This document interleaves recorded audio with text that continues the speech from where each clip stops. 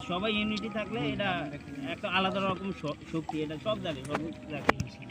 আর সব কিছুর উঠতে গিয়ে নারীর টান, বাড়ির টান, অঞ্চলের টান, এটা কিন্তু একটা আলাদাভাবেই থাকে। আজকে আমার সাথে আপনার সাথে মারামারি, হানাহানি, কাটাকাটি থাকলো, দিন শেষে আপনি যদি ঢাকা, লালমোহন, বাংলাদেশের আমার বাড়ির বাইরে অন্য কোথাও বিপদ আপদে পড়ি আমি, ঠিকই আপনি আমার আগে আসবেন, কারণ এটা আমার বাড়ির ছেলে।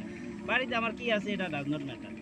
তো আমরাই যেহেতু এখানে 40টা ফ্যামিলির পরিবার আছে, আমাদের ভিতরে মনোমালিন্য টুকটাক হইতেই পারে, হইতে পারে, স্বাভাবিক। তো হইলে আমরাই এটা সমাধান করতে পারি, যেহেতু আমরা এখানে একটা শিক্ষিত সমাজ, সকল ফ্যামিলির প্রতিনিধি এখানে আছে। হ্যাঁ, একটা সমস্যা হইতেই পারে, সমস্যা হইলে এটা সমাধান আছে না, সমাধান তো তার মাথা দিয়ে বাড়ি দিয়ে সমাধান না, কথার মাধ্যমে সমাধান। এটা যে কোনো ধরনের সুবিধার সমস্যা হইতে পারে, জায়গা জমি থেকে শুরু করে যে কোনো সুবিধার সমস্যা হইতে পারে।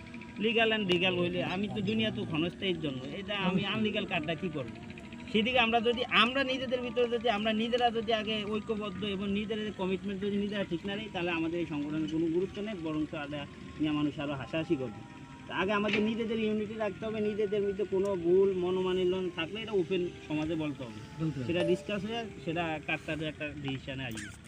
আলামিন একটা গুরুত্বপূর্ণ কথা বলছে যে সংখ্যা যদি একজনও হয়, গুরুত্বপূর্ণ কথা যদি হয়, সত্য কথা যদি হয়, সেটা তার কথাটাই প্রায়োরিটি আমাদের চেষ্টা পরিষদকে দেওয়া।